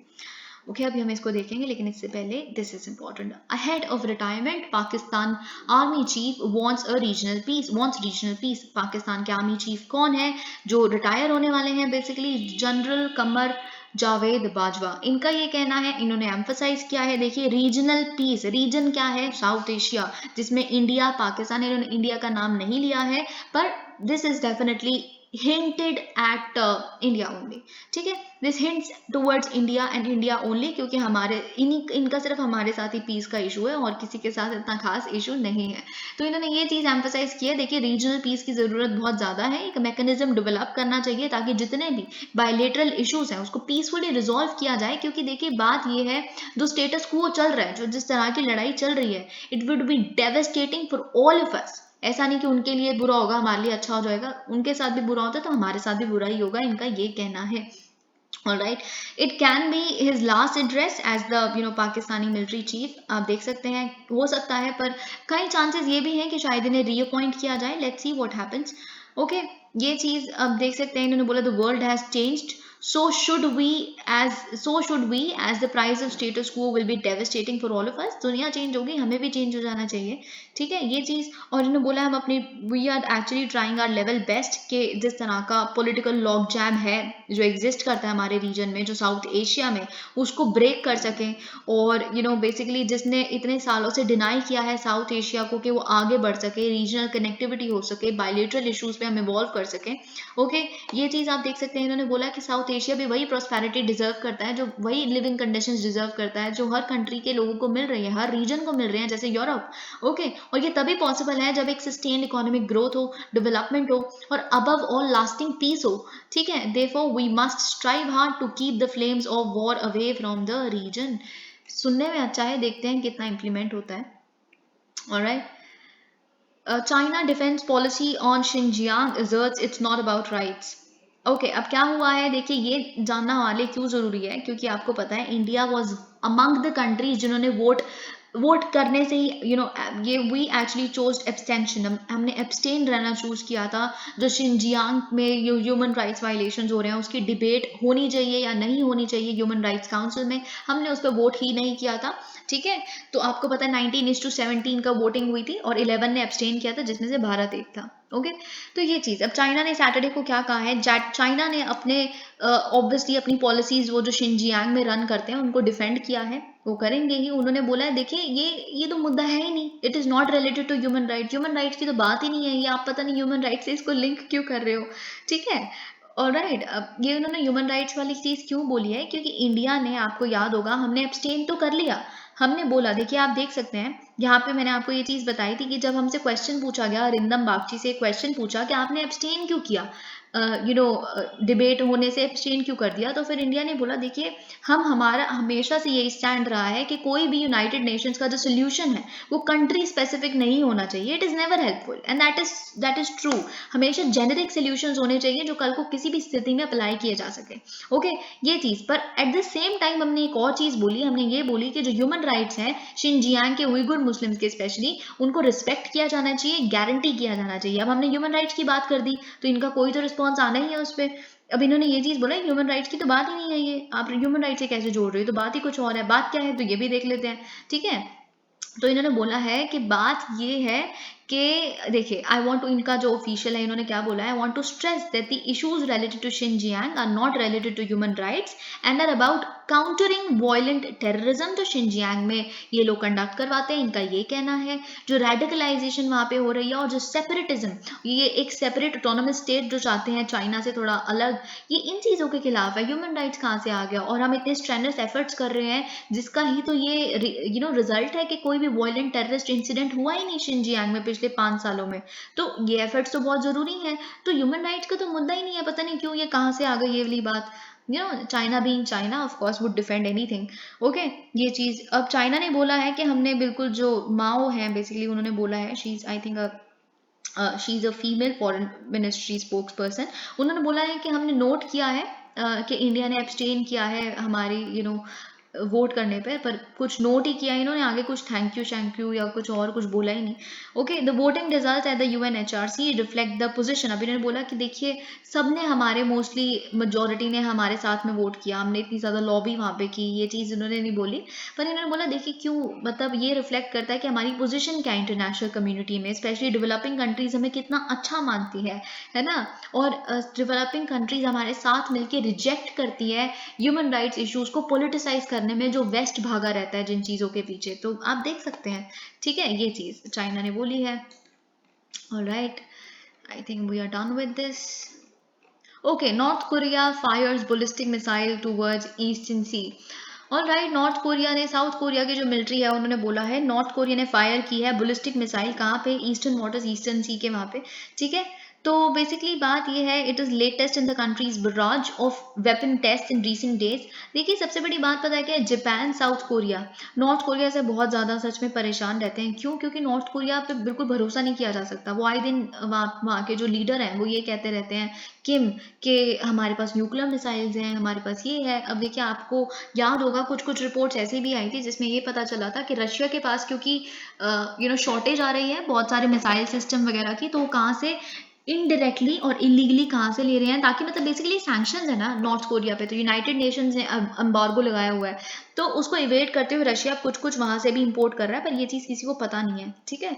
तो ये चीज़, Chandrayaan 2 gauges sodium content on moon surface, very important, very very important. अब देखिए इसरो के साइंटिस्ट ने बेसिकली क्या किया है, मैप किया है, they mapped out the global distribution of sodium on moon surface. अब देखिए सुनिए, हमने क्या किया है, मून पे, चांद पे कितना सोडियम का कंटेंट है इसको मैप करने की कोशिश की है। किसके थ्रू? क्लास इंस्ट्रूमेंट के थ्रू। अगर आपको याद हो चंद्रयान 2 जो था उसमें बेसिकली एक large area soft X-ray spectrometer भी हमने साथ में उसके लगा के भेजा था। देखिए चंद्रयान 2 जो हम चाहते थे उससे वो नहीं हो पाया ऑर्बिट में, जो भी हम चाहते थे, लैंडिंग चाहते थे, सॉफ्ट लैंडिंग वगैरह, पर उसका जो कैमरा है वो अभी भी रिवॉल्व कर रहा है और हमें काफ़ी इनपुट्स भेज रहा है ऊपर से, ठीक है। तो उसी का एक इंस्ट्रूमेंट है जिसने हमें ये पूरा मैप आउट करने में हेल्प किया है, ठीक है। It was the second Indian moon mission, ये आपको पता है चंद्रयान 1 था तभी तो चंद्रयान 2 आया है। ओके, तो ये बेसिकली क्या है, हमने क्या किया है, मेजर करने की कोशिश की है sodium on the lunar surface. किस चीज को यूज करते हुए? एक्सरे फ्लोरोसेंट स्पेक्ट्रम को यूज करते हुए। देखिए एक्सरे फ्लोरोसेंस क्या होता है, हम यूजुअली इसको क्यों यूज करते हैं, जब हमें किसी भी चीज़ के कॉम्पोजिशन को स्टडी करना होता है नॉन डिस्ट्रक्टिव मैनर में। अब देखिए कॉम्पोजिशन के लिए आप उसको क्या करने लग पड़ोगे, उसकी डायसेक्शन करोगे, तोड़ फोड़ दोगे, ऐसा नहीं होना चाहिए ना। आप रॉक को तोड़ोगे तब डायसेक्ट करोगे इसमें कौन कौन सा मैटर है, नहीं। फ्लोरोसेंस से तो बिना कुछ बस लाइट आपने छोड़ी और उससे आपको पता चल गया जो इनपुट आया and you get your results, right. तो ये चीज़ तो हमने कैसे, अब एक्सरे हमने फ्लोरोसेंस कैसे यूज़ किया, देखिए जब सन क्या करता है, सन का कोरोना आपको पता है, उससे फिर वो क्या छोड़ता है, सोलर फ्लेयर्स छोड़ता है, ठीक है। तो एक बहुत लार्ज अमाउंट में एक्सरे रेडिएशन निकलती है जो कहाँ से कहाँ पे, सन से निकली और वो फॉल किस पे, मून के सरफेस पे, राइट। तो जब मून के सरफेस पे वो एक्सरे रेज फॉल हुई तो क्या ट्रिगर हुआ, एक्सरे फ्लोरोसेंस, राइट। तो क्लास मेजर करता है एनर्जी को, एक्सरे फोटोन्स की, जो कहाँ से आ रहे हैं, मून के सरफेस से, और ऐसे वो काउंट कर लेता है कि कितनी total number of sodium quantity है, ठीक है। तो एनर्जी जो होती है फोटोन्स की बेसिकली वो इंडिकेट करती है एटम को। I will tell you how. देखिए अगर जैसे सोडियम एटम्स हैं वो एमिट करते हैं एक्सरे फोटोन्स ऑफ 1.04 keV, ठीक है। तो देखिए जब आप इंटेंसिटी या एनर्जी मेजर कर लेंगे उस बेसिकली पूरे रे की जो आ रही है, तो फिर आप देख सकते हैं अच्छा इतनी एनर्जी की उसमें इतने नंबर ऑफ एटम्स प्रेजेंट होंगे, फिर आपने इससे कैलकुलेट कर लिया जो टोटल नंबर ऑफ एटम्स इतने प्रेजेंट है सोडियम के, ठीक है। तो ये चीज जब इसको, इस डेटा को अर्थ के डेटा से कंपेयर किया गया, अर्थ का तो हमें पता ही है सोडियम कितना फैला हुआ है, ठीक है। तो मून डेफिनेटली इतना ज्यादा नहीं वहां पे सोडियम अर्थ के कंपैरिजन में, मतलब it is depleted of volatile elements such as sodium. The amount of volatiles, मतलब कि बहुत इंपॉर्टेंट इनपुट ये हो सकता है क्योंकि जो अर्थ मून सिस्टम है कैसे इवॉल्व हुआ है, कितने साल पहले, कैसे कैसे मून जिस स्थिति पे आ जाए, क्या पता अर्थ की डेस्टिनी भी यही हो आगे जाके, डिप्लीशन इन तरह के एटम्स का, एलिमेंट्स का, ठीक है। इसलिए ये सब कुछ वॉलेटिलिटी, जो वॉलेटाइल एलिमेंट्स हैं उनको देखना, पढ़ना, स्टडी करना इंपॉर्टेंट हो जाता है। ओके, अब देखिए अर्लियर मून मिशन ये आप देख सकते हैं, Apollo 11, Luna and change 5, they also brought back rock samples, वो रॉक सैंपल्स लेके आए थे जिससे हमें बेसिकली पता चला कि कितना कितना सोडियम है and all of that. Okay, rocks में कितना सोडियम है वहां का। पर चंद्र ग्रुप ने, जो चंद्रयान है, चंद्रयान ने क्या किया है बेसिकली, ये सोडियम एटम्स को कैसे काउंट किया है, एक्सरे फ्लोरोसेंस से, ठीक है। तो ये चीज तो हमने क्या बताया कि सोडियम एटम्स की एक थिन लेयर भी है जो वीकली, जो लूनर सरफेस है उससे बड़े वीकली बाउंड है, यानी कि बहुत वीक आप कह सकते हैं बॉन्डिंग हुई हुई है अर्थ के जो जो लूनर सर्फेस है उसमें और उस शीट में। बाकी जो रॉक्स में है वो तो अलग है, वो तो हम पहले पता कर ही चुके हैं कि रॉक्स में अराउंड कितना होगा। ओके, ये चीज आप देख सकते हैं। और ये जो सोडियम एटम्स जो उसके सरफेस पे हैं ये लिबरेट कैसे हो जाते हैं, जो थिनली एकदम अटैच्ड है उसके सरफेस से, जब एनर्जी फॉल करती है उस पर, सोलर अल्ट्रावायलेट रेडिएशन, राइट, या फिर सोलर विंड आयंस जो उसको एक्साइट करते हैं, फिर आप उसको लिबरेट कर देते हो, फिर हमने उसको उसी तरह से तो स्टडी किया है।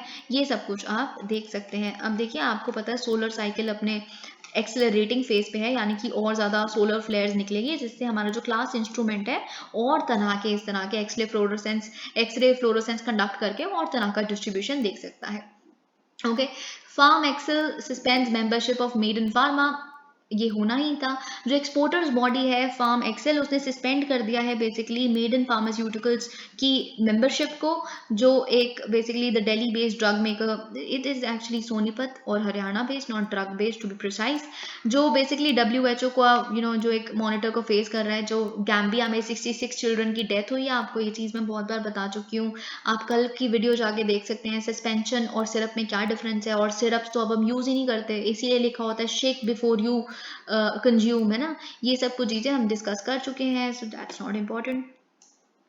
अब हम देखते हैं यहाँ पे क्या है। Parboiled rice exports take a hit on customs duty stand of.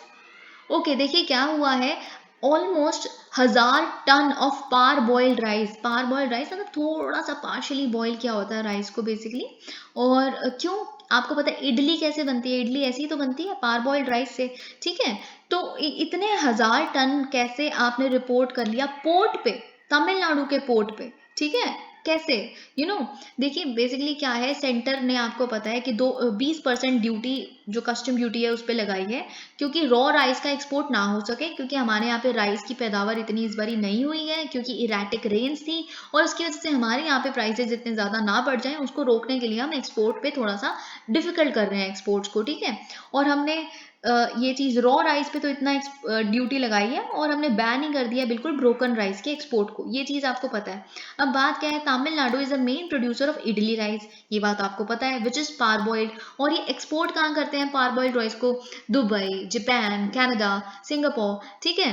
तो राइस जो है ना बेसिकली वो वाइट ही दिखते हैं, वाइट दिखेंगे तो वाइट ही, पर वो पार बॉइल्ड होते हैं। अब ये चीज़ क्या है, ऑफिशियल्स जो हैं, जो कस्टम ऑफिशियल्स हैं, अब वो एक्सपोर्टर्स को क्या कह रहे हैं, हमारे यहाँ के एक्सपोर्टर्स को, कि आप पे करिए 20% ड्यूटी, ठीक है, 20% ड्यूटी पड़ी है क्योंकि वो ट्रीट क्या कर रहे हैं इस पारबाइल्ड राइस को, रॉ राइस की तरह। तो इसलिए काफी दिक्कत आ रही है इन तरह के एक्सपोर्टर्स को।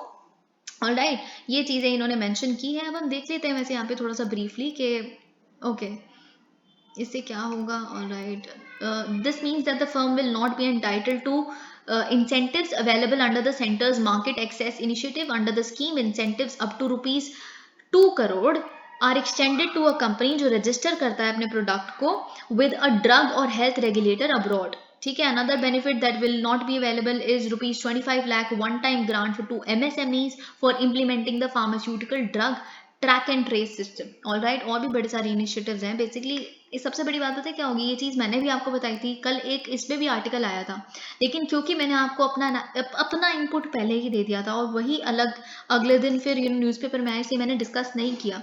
सबसे बड़ी बात जो हमारे यहाँ के फार्मा एक्सपर्ट्स कह रहे हैं वो ये है, हम क्या चाहते हैं, हम फार्मा किंग बनना चाहते हैं वर्ल्ड के। Yes, we want to become pharma and we have the potential to be very honest। पर ये हमारी इमेज पे कितना बड़ा धब्बा लगाएगा जो अगर ये सच साबित हो गया कि जो कॉजल रिलेशनशिप है वो सच है हमारे यहाँ के उस कफ सिरप में जिसमें इथाइलिन ग्लाइकोल और डाइथाइलिन ग्लाइकोल है और वहाँ की डेथ में, अगर ये सच हो गया then it would definitely be, वहाँ की कंट्रीज फिर क्यों हमसे इंपोर्ट करेंगी जो यूजुअली बहुत सारी मेडिसिन हमसे लेती हैं, जो जेनेरिक मेडिसिन हैं जो भारत एक्सपोर्ट करता है, जिस वजह से जो WTO की कंट्रीज हैं वो भी हमारे अगेंस्ट हैं कि हम क्या करते हैं, हम जेनेरिक मेडिसिन सस्ती सस्ती बेच देते हैं, फिर उनकी मेडिसिन नहीं बिकती। पर ये फिर अब देखते हैं क्या होता है। To set uniform safety standards, testing of electric vehicles to begin from April 1। देखिए, इलेक्ट्रिक व्हीकल्स के अडॉप्शन में सबसे बड़ी एक जो कंप्लेन आती है वो ये है कि कभी कभी जो बैटरी होती है ना 2 व्हीलर्स में 4 व्हीलर्स में वो फट जाती है, उसमें आग लग जाती है। अब इन तरह के बहुत सारे केसेस आ रहे हैं, ये बात आपको ही पता है, आप आम तौर पर सुनते होंगे, कभी आपने बड़ी इंटेलेक्चुअल डिबेट इस पे नहीं सुनी, but finally the government has taken note of it. अब इसके लिए क्या हो रहा है, क्योंकि देखिए कोई सेंट्रलाइज्ड टेस्टिंग सिस्टम नहीं है ना कि बैटरी ठीक है कि नहीं है, कोई बेंचमार्क है कि नहीं है, कोई ऐसे सेंट्रलाइज चीज है ही नहीं। अब फाइनली सरकार क्या कर रही है, it is set to begin testing of electric vehicles. कब से, April 1 अगले साल के 2023 के April 1 से। गवर्नमेंट ने मैंडेट किया है Pune based automotive research association of India ARAI को। वे क्या करेंगे, ये इंफ्रास्ट्रक्चर सेट करेंगे जो टेस्टिंग के लिए इंपॉर्टेंट है बैटरी पावर्ड व्हीकल्स की। ठीक है, हेवी इंडस्ट्रीज मिनिस्ट्री क्या है, इन्होंने एलोकेट किया है ₹44 करोड़ ARAI को, ताकि इस तरह का इंफ्रास्ट्रक्चर आप फटाफट से टेस्टिंग के लिए, सर्टिफिकेशन के लिए, डेवलपमेंट के लिए, हाइब्रिड व्हीकल्स के लिए और इलेक्ट्रिक व्हीकल्स के लिए सेट कर लें। Okay, this is envisaged to be in place by the time a new testing schedule for EVs comes out. जब तक एक प्रॉपर टेस्टिंग शेड्यूल नहीं आ जाता तब तक ये एक टेम्परेरी मेजर आप इसे गिन सकते हैं। ऑलराइट, अब कंसर्न्स आप देख सकते हैं, बहुत सारे इंसिडेंट्स सामने आए हैं जहाँ पे फायर होती है इलेक्ट्रिक 2 व्हीलर्स में और 4 व्हीलर्स में पिछले कुछ महीने में। ठीक है, बहुत लोग तो इसीलिए ट्रस्ट ही नहीं करते हमारे, स्पेशली जो एल्डर्स हैं ना, they are very very doubtful, more or less very doubtful about electric vehicles. Okay, currently there are no centralized, जैसे कि मैंने आपको बताया कोई ऐसा centralized system नहीं है, तो it is definitely a welcome step. You can always mention this step. Okay, अब देखिए ये चीज़ कोई सेंटर के अपने बेंचमार्क्स तो नहीं है। ओके, ऑलराइट, देखिए सबसे पहले जून में हमने क्या देखा था, इसी साल के जून में एक पहला स्टेप जो इस तरह के स्टैंडर्डाइजेशन की तरफ बढ़ाया गया था, एक better technology, battery better technology के लिए, उसमें जो ब्यूरो ऑफ इंडियन स्टैंडर्ड्स है बेसिकली BIS, उन्होंने इशू किया था परफॉर्मेंस नॉर्म्स, कैसे किस तरह के बेंचमार्क होने चाहिए, परफॉर्मेंस आपकी उस पर मैच करनी चाहिए, किसके लिए, लिथियम आयन बैटरी पैक्स के लिए। ओके, या फिर जितने भी ट्रैक्शन सिस्टम्स होते हैं उनके लिए। ठीक है, ये सबसे पहला स्टेप था। ऑलराइट, फिर उन्होंने basically the propose testing infrastructure at ARAI is likely to cover, क्या क्या टेस्ट करेंगे बेसिकली, किस तरह की टेस्टिंग होगी, बैटरी सेल्स की, बैटरी मैनेजमेंट सिस्टम्स की, ऑन बोर्ड चार्जर्स की, बैटरी पैक डिजाइंस की। ठीक है, ये सब कुछ टेस्ट होगा। Okay, so this is it. अब हम देखते हैं एक और आर्टिकल जो आपको क्यों जानना है। देखिए, आपको इसलिए जानना है कि क्यों जो कॉरिडोर्स होते हैं, वाइल्ड लाइफ कॉरिडोर्स होते हैं, वो क्यों इम्पोर्टेंट है, क्यों उनको थोड़ा सा अनटच्ड रखना इम्पोर्टेंट है। अगर जो कोई मेट्रोपॉलिटन सिटी है, क्यों उस पर एंथ्रोपोजेनिक प्रेशर्स नहीं होने चाहिए। देखिए बात क्या है, दिल्ली के जो अर्बन फॉरेस्ट हैं उसमें जो लेपर्ड्स हैं और if I am not wrong yes, जो लेपर्ड्स और हाइनाज हैं उनका अब फाइनली बहुत सारे अराउंड 8 लेपर्ड्स तो बिल्कुल कंफर्म है कि यहाँ पे है, जो भट्टी माइंस वाला एरिया है दिल्ली का, राइट, जहाँ पे अर्बन फॉरेस्टेशन होती है, बहुत सारे रेजिडेंट्स हैं वहाँ पे, इनफैक्ट बहुत सारे रिजॉर्ट्स हैं आसपास, मंदिर हैं, बहुत कुछ है वहाँ पे, तो it's like a proper well established thing, अब तो एक सोसाइटी कॉलोनी जो भी आप कह लें, पर पहले ऐसा नहीं हुआ करता था। Even you know I remember in the earlier times वहाँ पे जो माइंस थी वो बिकती थी। तो चलिए खैर that's not important, let's learn this. यहाँ पे क्या लिखा है, ओके अब देखिए रिपोर्ट्स जो आई हैं Bombay natural history society BNHS, आप इनकी रिपोर्ट्स बहुत ध्यान से पढ़िएगा क्योंकि बर्ड्स पे भी जनवरी के मंथ में रिपोर्ट लेके आते हैं, ठीक है। तो अब बेसिकली जो दिल्ली फॉरेस्ट डिपार्टमेंट के साथ मिलके इन्होंने क्या डॉक्यूमेंट किया है कि प्रेजेंस है, डिस्ट्रीब्यूशन है क्या लेपर्ड्स की और बाकी मैमल्स की, कहाँ पे, असोला भट्टी वाइल्ड लाइफ सेंचुरी ABWS में, which is a part of the ridge in south Delhi, वो साउथ दिल्ली के रिज का पार्ट है। हम इसका थोड़ा सा कंटिन्यूशन देख लेते हैं कि क्या है एक्चुअल में। ऑलराइट, रिपोर्ट ने ये बोला है कि जो सेंचुरी है, जो असोला भट्टी सेंचुरी है, बेसिकली किसका पार्ट है, Sariska Delhi wild life corridor का, जो अरावली में रन करता है। कहाँ से, देखिए सरिस्का टाइगर रिजर्व जो है राजस्थान में, और जो दिल्ली रिज है, दिल्ली रिज को ये बेसिकली कंबाइन करता है या कनेक्ट करता है सरिस्का टाइगर रिजर्व से, ठीक है। तो ये चीज, अब इससे क्या पता चलता है, अगर यहाँ पे दिल्ली के रिज वाले एरिया में या फिर असोला भट्टी की जगह पे अगर इस तरह के मैमल्स हैं, लेपर्ड्स हैं, इससे क्या पता चलता है कि कॉरिडोर सक्सेसफुल है, वहां से जो सरिस्का टाइगर रिजर्व है वहां वगैरह से मतलब ट्रेवल करके अनहाइंडर्ड ट्रेवल हो रहा है और हेल्दी इकोसिस्टम मेंटेन्ड है। मतलब आप समझ रहे हैं, तभी तो यहाँ दिल्ली में है, अब फाइनली वो वहां से आके यहाँ पे बस गए हैं, पिछले कुछ महीनों से हम देख रहे हैं, ठीक है, ये चीज।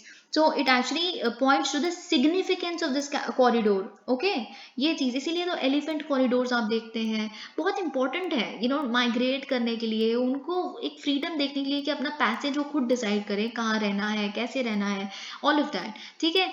तो ये सब कुछ आप देख सकते हैं। देखिए इन्होंने बोला है कि ऐसा नहीं होना चाहिए कि कहीं पे अगर एनिमल्स दिखे उसको चारों तरफ से आप क्या करें, चारों तरफ से उसकी वॉल्स खड़ी कर दें, हाईवेज ही हाईवेज हो, फिर वो जू बन जाता है, ठीक है, जहाँ पे एनिमल्स गेट ट्रैप्ड इनसाइड, फिर वो जो लॉन्ग टर्म वायबिलिटी उसकी खत्म हो जाती है। इसलिए कॉरिडोर्स की बहुत ज्यादा इंपॉर्टेंस है, ताकि एक सेंचुरी कभी भी एक आइलैंड ना बन जाए। आइलैंड होगी तो मतलब फिर अलग से बसा हुआ एक जगह है जहाँ पे थोड़े बहुत एनिमल्स हैं, ठीक है, फिर उनका वो जो रूट है, उनका पैसेज है, वो हाइंडर कर देते हो आप। सो ये चीज आप देख सकते हैं। यहाँ पे बहुत सारे एंथ्रोपोजेनिक प्रेशर्स तो हैं क्योंकि आसपास ट्रैफिक होता है, सब कुछ होता है, पर मोर और लेस इसके इस इकोसिस्टम की हेल्थ मेंटेन्ड है, जो पता चलती है क्योंकि एनिमल्स यहाँ पे उन्होंने अपना घर अर्बन फॉरेस्टेशन में बना लिया है। तो देखिए जो चीज मैं आपके साथ बात कर रही थी कि डबल ओवर रीच कैसे हो रही है, सबसे पहली ओवर रीच हमने क्या बात की थी, जिसको शशि थरूर ने भी एक जुडिशियल ओवर रीच का नाम दिया था। सबसे बड़ा जुडिशियल ओवर रीच ये था, फ्रीबीज के मैटर में सुप्रीम कोर्ट का कुछ आके बोलना, ठीक है, उस पर पैनल बनाना जिसके अंदर लॉ कमीशन के लोग होंगे, पॉलिटिकल पार्टीज होंगी, ये सब वगैरह, जो एक पॉलिटिकल डिबेट है, जो एक पॉलिसी मैटर है, जो पार्लियामेंट में डिस्कस किया जाना चाहिए, वो सुप्रीम कोर्ट द्वारा किया जाना। It is an example of supreme court overreach, judicial overreach, ये मैंने आपको तब बताया था। दूसरा ओवररीच अब कहां से आ रहा है, दूसरा ओवररीच आ रहा है इलेक्शन कमीशन की तरफ से। इलेक्शन कमीशन की तरफ से ओवररीच क्या है, बेसिकली जो आपने लेटर या फिर नोटिस भेजा है सारी पॉलिटिकल पार्टीज को कि आप डिक्लेयर करें कि कैसे आपके जो पोल प्रोमिस होते हैं, मैनिफेस्टो में जो आप इस तरह की चीजें प्रॉमिस करते हो, फ्रीबीज वगैरह, आप उसको फंड कैसे करोगे, ये सब वगैरह। तो ये दो एग्जाम्पल्स हैं, ये डबल ओवररीच अगर आपको कहीं पे पड़ा हुआ मिलता है तो ये चीज आप लिख सकते हैं, ठीक है। तो बेसिकली एसवाई कुरैशी ने भी यही बोला था कि it's more or less kind of a repetition के इलेक्शन कमीशन, देखिए ये सब आप पढ़ सकते हैं कि क्या ये it is within the power of Election Commission to monitor the poll promises. तो इन्होंने बोला है कि नहीं, देखिए रिस्पॉन्सिबिलिटी इलेक्शन कमीशन की सिर्फ इतनी है कि फ्री एंड फेयर इलेक्शंस करवाएं, ठीक है। उनको तो मतलब ये चीज, उनके पास ये पावर भी नहीं है कि प्रोमिसेस जो पार्टी मेक कर रही है अपने कैंपेन वगैरह में, वो उसमें चाहे वो फॉल्स ही प्रोमिसेस क्यों ना हो, चाहे it is about distributing freebies, but election commission definitely does not come under its ambit. उनका एम्बिट सिर्फ इतना है कि वो कॉन्स्टिट्यूशन और लॉ के तहत अपने फ्री और फेयर इलेक्शंस कंडक्ट करवाएं, उसको कंडक्ट करवाएं, दैट इज इट, ठीक है, ये इन्होंने बोला है।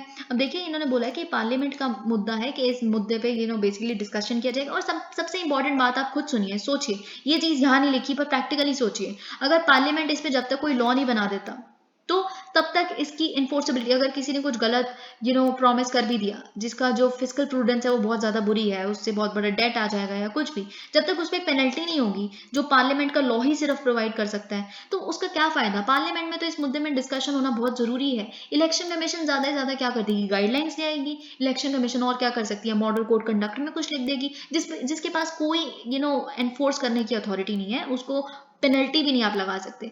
मैं मानती हूँ इट्स इंपॉर्टेंट इलेक्शन कमीशन का जो रोल है, बट स्टिल दैट वे आप इसको गलत समझिए सही समझिए, पर एक लॉ बनना जरूरी है इस पे, ठीक है, दैट वे। ओके और ये चीज इन्होंने यहाँ पे भी लिखी है, नाइदर द सुप्रीम कोर्ट, अभी इन्होंने ये चीज लिखी है, neither the Supreme Court nor the Election Commission have the powers to interfere in the legitimate democratic exercise. ये चीज इसीलिए देखिए क्या हुआ, अगर आपको 2013 की जजमेंट यहाँ पे नहीं लिखा, 2013 की जजमेंट जो याद होगी, जो बालाजी जजमेंट मैंने आपके साथ डिस्कस की थी, उसमें सुप्रीम कोर्ट ने क्या कहा था, रिप्रेजेंटेशन ऑफ पीपल एक्ट 1951 वो तो किसी भी तरह से प्रोहिबिट नहीं करता, किसी भी पॉलिटिकल पार्टी को रोकता नहीं है कि आप पोल प्रोमिस नहीं कर सकते, तो इसीलिए सुप्रीम कोर्ट ने उस पर कह दिया था कि इस तरह के पोल प्रोमिस अलाउड है। तो फिर अब सुप्रीम कोर्ट ने इन्होंने कहा है कि एस वाई कुरैशी ने अपना सिरदर्द बेसिकली इलेक्शन कमीशन को ट्रांसफर कर दिया है, ये चीज इन्होंने बोली है, ठीक है, क्योंकि वो उनको पता है वो तो कुछ नहीं कर सकते, उनकी पावर नहीं है, तो इन्होंने सोचा शायद इलेक्शन कमीशन की पावर हो सकती है, इसीलिए अब ये चीज आप देख सकते हैं। अब देखिए इन्होंने यहाँ पे एक बहुत इंपॉर्टेंट चीज लिखी है, उन्होंने बोला है, इनसे जब क्वेश्चन पूछा गया कि आपको क्या लगता है कि विशिएट कर देता है क्या पोल जो इलेक्टोरल प्रोमिसेस होते हैं, मतलब डिस्ट्रॉय कर देता है क्या इलेक्टोरल पूरे एटमॉस्फेयर को, इन्होंने कहा देखिए आप एग्जाम्पल लिखिए, बहुत सारे प्रोमिसेस फ्रीबीज जो होते हैं जो प्रॉमिस किए जाते हैं कैंपेन द्वारा, जब उसको इंप्लीमेंट किया जाता है तो वो सच में वेलफेयर स्कीम्स की तरह बेनिफिशियल साबित हुए हैं। जैसे एक पोल प्रॉमिस था कि ₹2 kg पे मतलब राइस मिलेंगे, वो आज इंप्लीमेंट किया जा रहा है, राइट। जो कांग्रेस का प्रॉमिस था उसको इंप्लीमेंट किया गया नेशनल फूड सिक्योरिटी एक्ट के तहत, तो आप देख सकते हैं कितने लोगों को स्टारवेशन से बचाया है। या फिर एक जो अगर आप यूपी का एक प्रॉमिस अगर आपको याद हो कि फ्री बाइसिकल्स का लड़कियों को गिफ्ट करना ताकि वो स्कूल जा सकें, ठीक है ये बोल्ड प्रॉमिस हो सकता है, लेकिन आप उसका इफेक्ट देखिए, लोग बच्चियों की एनरोलमेंट बढ़ी स्कूल में, is that not a good thing. तो आप कैसे डिसाइड कर सकते हैं क्या फ्री भी है और क्या वेलफेयर स्कीम है। So thank you so much, please like the video.